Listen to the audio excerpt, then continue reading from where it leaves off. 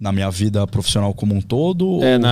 Quando tu entrou na polícia, já entrei direto na nessa equipe no Vale do Paraíba e já direto nessa que a gente chama de clínica geral. Isso aqui que eu falo que tem uma grande diferença, né? Eu sempre gostei muito de homicídio. É meio estranho falar isso, mas o quebra-cabeça do homicídio é muito bacana, né? Mas perícias de interior têm suas peculiaridades, né? Tipo quais? Tipo, furto de gado, 4 vacas dentro de um Uno. Quando te acionam, você não tem noção como eu fui zoado por causa disso. Tem um amigo do meu sogro e fala, ó, o cara dos gado aí.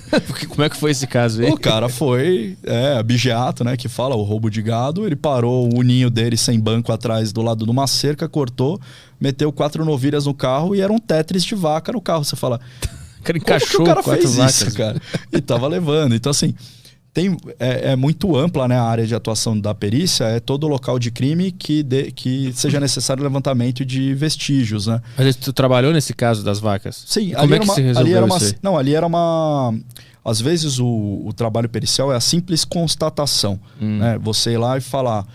quando você vai fazer um furto, o elemento de arrombamento, né, do aquele furto já entra no Código Penal como uma qualificadora do crime. Então, se o cara estourou a porta da sua casa para entrar, você registra aquilo, o arrombamento, e aquilo já vai aumentar a pena e não vai ser passível de fiança ali pro indivíduo. Só que num furto você vai buscar tentar individualizar e identificar o autor. Então você vai buscar a impressão digital, você vai buscar, às vezes o cara no que ele quebra a janela, ele deixa uma gota de sangue. Nesse caso das vacas, tu foi ver a cerca? No caso esse da vaca, o cara foi preso em flagrante porque ele estava com 4 animais que não eram deles, que tinham uma identificação. Só que a gente tem que fazer o registro, porque uma das importâncias do laudo pericial é tornar aquele evento permanente. Porque amanhã essa vaca não vai existir, o Uno não vai existir, a casa não vai existir. Então, quando esse processo estiver sendo avaliado, você tem aquela imagem congelada do fato, né? Então, hoje, se você pegar qualquer caso aí de crime e for olhar os autos, o laudo vai mostrar como era aquela situação naquele dia, na data dos fatos, né? Você tem que congelar o tempo. Congelar o tempo e com as informações que você conseguiu levantar ali no local. Mas, por exemplo, eu já tive... Um dia você está atendendo o caso... No interior, a dinâmica é muito interessante, né? Porque você vira pau para toda a obra ali. Você tem que aprender a fazer desde uma análise de máquina de caça-níquel até atender um homicídio. Caramba. Eu tive um caso bem peculiar, né? Que o cão poderia ter sido muito útil também. Era um indivíduo amarrado, pés e mãos, bem vestido e com diversos disparos de arma de fogo no crânio. Incomum ali para a região que, olha, homicídio, se eu for falar 95% do que eu já atendi, tem a ver com tráfico de drogas. Normalmente, infelizmente, um adolescente com tatuagens que fazem menção à criminalidade, normalmente com trocado de dinheiro no bolso, às vezes ainda com a droga no bolso, ou é um dependente, ou é uma briga de ponto de venda. Normalmente está associado a isso. Então, quando você já pega alguma coisa diferente, que nem uma criança, que nem esse... Eu olhei e falei, pô, o que esse cara aí, super bem vestido, aqui no meio do nada, né? Numa ponte entre duas cidades. Ele estava amarrado numa ponte? Tava no chão com as mãos amarradas atrás e os pés amarrados. Em cima da ponte. E aí, revirando ali os bolsos do indivíduo, a gente achou um token de banco, e aí ele tem um código de barras atrás. Aí eu falei, ó, investigação, isso aqui é legal, vou registrar, vou lacrar, passar para vocês, mas vale a pena vocês fazerem o mais rápido possível o levantamento na agência para tentar saber se é dele e se é ele. Porque uma das coisas que... A primeira coisa a tentar fazer é qualificar a vítima, né? Saber quem que é aquela pessoa. Ele não tinha nenhuma carteira, nenhum documento. Só um token de banco. Que loucura. E no outro bolso tinha uma coisa bem peculiar. Alguns carros sedã de luxo, eles têm uma alavanquinha, né? Uma trava no porta-malas, que é uma trava antipânico. Normalmente ela é fluorescente, que nem um interruptor, e com um desenho assim do porta-malas aberto e a pessoinha pulando. Se alguém te jogar no porta-malas intencionalmente, ou se você foi entrar no porta-malas do seu carro e bater a porta e não tem como sair, você puxa essa travinha, abre o porta-malas. Tinha uma travinha daquela no bolso do cara. Aí eu falei, olha, não quero dar aquele pitaco mandrake aqui não, mas esse cara pode ter sido trazido num porta-malas, né? Aí os investigadores olharam pra minha cara e falaram, meu, que já tá inventando, né? Eu falei, não, ó, isso aqui, aí fotografei, mostrei pra eles. Falei, vamos tentar descobrir o modelo de carro, né? Aí eu fiquei tentando procurar na internet, só que nesse paralelo a investigação foi muito rápida, porque com o Tolkien eles chegaram à vítima. Com a vítima chegaram a família e o histórico do cara, onde ele morava, onde ele trabalhava. Do trabalho, chegaram na informação que ele tinha um carro da firma, que era um Cruze Sedan, né? Que é e esse eu pedi para, aí fui numa concessionária para ver, era compatível. E nisso a firma tinha os carros da firma tinham um rastreador. Então foi a coisa mais linda, né? Pegaram o histórico de deslocamento do veículo e viram que aquele veículo ficou parado numa residência a noite toda. E aí, no desenvolver da investigação, descobriram que aquele cara, que era casado, tinha família, ele tinha uma meninota lá que ele saía, e essa menina tinha um namoradinho traficante. Putz. E aí pegaram, levaram o cara para casa, depois levaram no porta-malas e executaram o cara. Estavam tentando tirar dinheiro dele.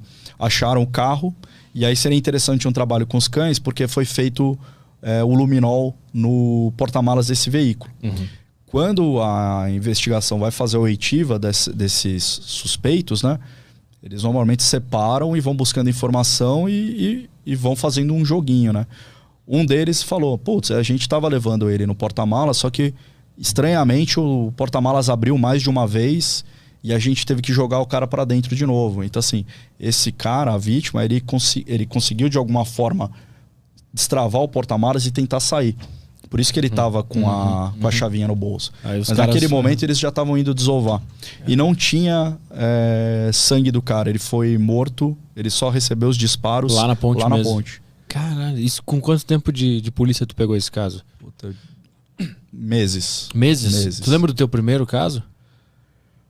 Ai, pior que eu tava dando uma olhadinha. Não, foi algum furto...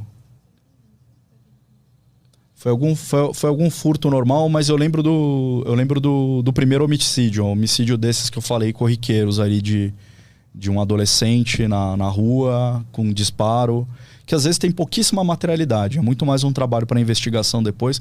Porque às vezes o disparo é feito com um revólver. Um tiro na região da cabeça.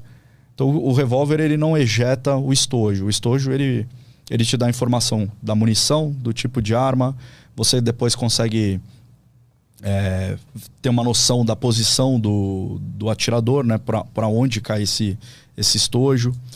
E às vezes não, você só tem lá o indivíduo caído, a lesão, e ao redor você não consegue levantar muita materialidade. Então tem locais que são super complexos. Eu tive um local bem complexo e também bem peculiar, que eu falo, o que faz um local ser grande é o quanto a mídia ataca aquele local. Porque o crime em si, ele sempre vai ser pesado, né? A ceifar a vida de alguém sempre vai ter. Aí você pega a conotação geral ali, o que aconteceu. Então, era um pai que não aceitou o fim do relacionamento. Ele dopou a filha e a ex-mulher, levou para dentro do quarto da casa dessa família, né? Ele já não morava mais lá. E ele vedou a porta e as janelas com um pano molhado por baixo da porta. Ele teve uma luta corporal, ele estava com a cara toda machucada, né, de unhada, e a vítima estava com o pescoço todo arranhado. E ele fez uma mini churrasqueira no quarto. Ele colocou uma assadeira com pedaços de carvão, jogou thinner e colocou fogo. Né? Mais do que o gás carbônico presente no ambiente, o monóxido de carbono, quando ele se liga com a hemácia, ele tem uma afinidade maior que o próprio oxigênio. Então é quase irreversível. Então eles têm uma morte que não é bem uma asfixia, é uma intoxicação por monóxido de carbono. E tem até umas lesões, que é uma alteração de cor, né? Que a pessoa fica com uma cor meio rósea. E aí é muito pesado você pensar isso, né? O cara levou uma filha ali acho que ela tinha 9 anos. Você arrecada as peças ali no local. Então, por exemplo, tinha os celulares, tinha o comprimido, as cartelas de comprimido estavam ali no quarto, a porta trancada pelo lado de dentro, a toalha tapando a porta, que na hora que você abre, ela varreu ali o chão estava cheio de fuligem. Aí você percebe que as narinas estavam cheias de fuligem, então aquelas pessoas estavam respirando e inalaram aquela fuligem, elas não estavam mortas enquanto a fumaça... E aí, das peças arrecadadas, né, eu mando pro meu núcleo, e aí uma colega depois falou que a menina ela estava tentando mandar mensagem pro 90 por SMS. Caramba. Que não existe SMS pro 90 pedindo socorro do que estava acontecendo, então ela provavelmente estava semi-acordada ainda enquanto havia violência entre o pai e a mãe e a fumaça tomando conta do quarto. Mas o pai se matou junto, é isso? Se matou Ele junto. Ficou junto no quarto. Todos os 3 estavam lá. Caralho, e onde foi isso? É uma cidadezinha de interior, lá de Cruzeiro mesmo, da região. Caralho, tem muito caso assim lá pro interior que a gente não tem muita notícia, né? Fica focado mais na capital e tal. Tem, inclusive, assim, acho que uma coisa que acontece muito, né? A gente até tá agora, né, no Setembro Amarelo, são casos de suicídio. Eu não tinha a menor ideia da quantidade de suicídio que existe no dia a dia, porque não é um fato muito exposto, né, por imprensa. Existe uma ética ali para você não fomentar. Mas é assustador. E um dos meus questionamentos, né, como perito, era por que Setembro Amarelo, né? A casuística que eu mais vi é impressionante. Ali na semaninha Natal e Ano Novo, pelo menos na região que eu trabalho, historicamente sempre foi muito intenso. Caramba. Eu não sei se é aquele momento que é o momento família, é o momento da virada de ano, é o momento do recomeçar. A pessoa não se sente amparada naquilo, ela não tem vontade mais de viver e acaba ceifando a própria vida. Mas tem muito suicídio. E como é que chega o chamado de um suicídio para a polícia? Alguém passa, alguém vê, alguém chega em casa? Familiar que chega, ou alguém vê na rua, né? Eu já peguei por exemplo, que o rapaz calmamente parou, calmamente, né? Não estava ali no momento, mas pelo que ele arrumou, porque ele tinha uma cadeira de escritório de rodinha que ele tinha levado provavelmente no porta-malas do carro. Tava um carro bom, né? Estacionado numa estrada de terra, com essa cadeira junto a um montinho de terra do lado de uma árvore, e aí ele se enforcou naquela árvore. Então, para algum coitado, foi o primeiro que passou ali pelaquela estrada. Eu lembro lá um professor meu, fiz veterinária lá na USP, e aí ele comentou que nos longos anos de aula que ele deu na cidade universitária, que não era incomum. Inclusive, no meu primeiro ano, né, eu entrei na veterinária no ano 2000. A USP ela tem uma peculiaridade legal, né, por ser universidade, que você vai ter aula na veterinária a partir do segundo... Você tem algumas aulas no primeiro ano, mas, em geral, as matérias gerais da área biológica, você tem em diversos institutos. Então, tá a turminha da veterinária ali tendo aula, tá o pessoal da enfermagem, educação física, medicina. E aí eu lembro que eu entrei com a USP em greve. E aí a gente estava tendo aula num dos poucos institutos que não estava parado na greve, que era o Instituto de Biologia. E a professora dividiu a turma por grupos, e esses grupos, apresentava o seminário e os outros grupos faziam a prova referente ao seminário que aquele grupo acabou de apresentar. E aí eu lembro que um grupo tinha acabado de apresentar o seminário e saiu pro estacionamento, estava ali batendo papo, esperando o pessoal terminar a prova e ir embora, né? Aí chegou um Ford Ka, estacionou, saiu um senhor de uns 50 anos de idade, super bem vestido, sentou e a gente olhou. O que esse cara tá fazendo aqui no meio de uma greve da USP? E assim, sei lá, 5 metros da gente.